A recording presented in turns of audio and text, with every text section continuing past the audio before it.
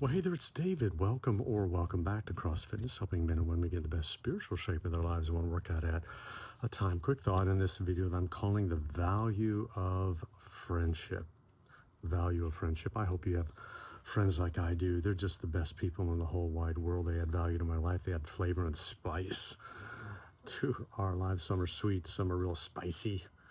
And maybe you have some of those too. The Bible says a friend loves at all times, and a brother is born for a time of adversity. You know, I have friends, maybe you do too, that there's nothing to prove, there's nothing to hide, you know.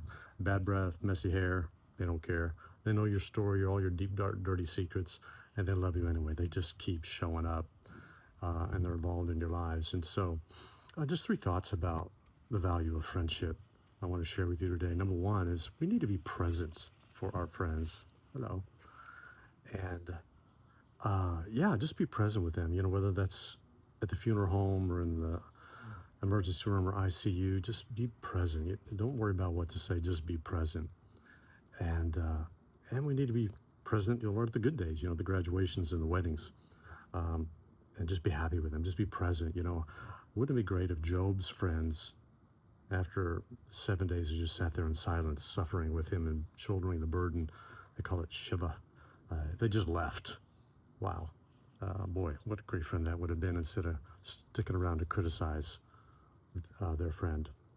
The second thing, so number one, be present. Number two is to be patient with your friends. You know, they're imperfect people like the rest of us. You know, they don't have a halo, and they're going to make mistakes. They're going to forget your birthday. They're not going to return your text. They're not going to return your call or your email. You know what? You're going to think they're mad at you when they're not mad at you. So let's just determine to be offense-proof when it comes to our friends. Give them a get-out-of-jail-free card. Let them off the hook, and don't hold them to a higher standard than you're willing to help yourself, because we're forgetful too. So don't even worry about that. And so be present, be patient. Then number three, be practical. You know, if you see a need, just meet it with your friend. You know, if they're sick, bring them a meal. You know, get them a gift card. Do something practical. You know, maybe they're just, you overhear them saying, you know, gosh, man, my lawn got away from me. It's rained, and now, you know, I got 3 hours of mowing. Well, maybe you can give 45 minutes. Why don't you get on the zero turn and say, hey, look, you know what? Let me do it. Or I'll push for you, or I'll weed for you, I'll edge for you. Whatever you can do to practically serve them in any way. Why don't you just create, you know, imagination about how you might be able to practically serve them in a way that's meaningful to them. I'm just talking about the value of friendship. A few more things, and we'll close down the video. Number one, I think I got a few more. I think I got three more things for you. Number one, we need to be intentional about pursuing our friends and being present and being intentionally available to them. You know, whatever the time is. I think the intentionality is a big deal. And secondly, I think we need to have a system to remember things.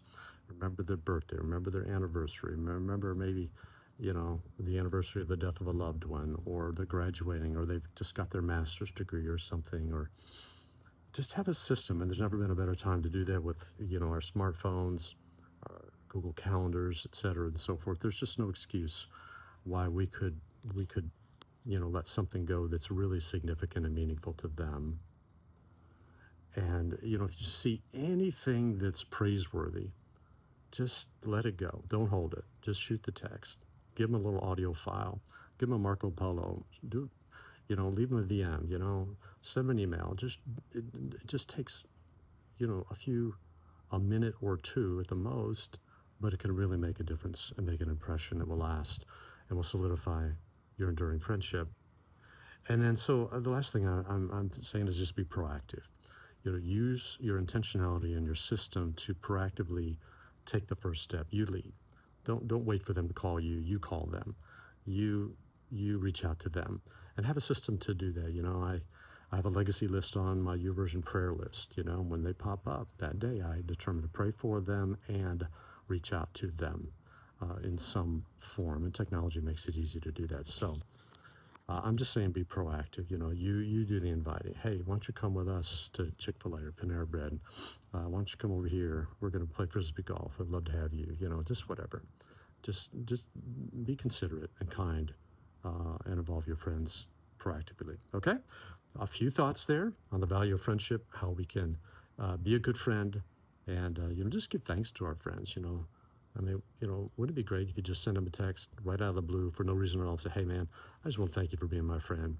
You're a 5-star friend, and I love you a lot, and hope you have a great day." Wow.